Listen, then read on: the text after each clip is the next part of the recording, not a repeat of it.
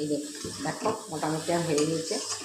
এটা তোমরা খাও কিনা জানাবে। তাতে দিলাম আলু, পটল, পেঁয়াজ, কাঁচা লঙ্কা, তার সঙ্গে পোস্ত বাটা ছিল, পোস্ত বাটা আর দুটো ডিম দিয়ে এই ভাজিটা তৈরি করলাম।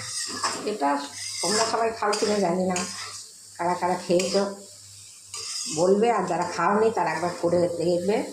গরম গরম একদম নামিয়ে ভাতের সাথে খেতে খুব সুন্দর লাগে।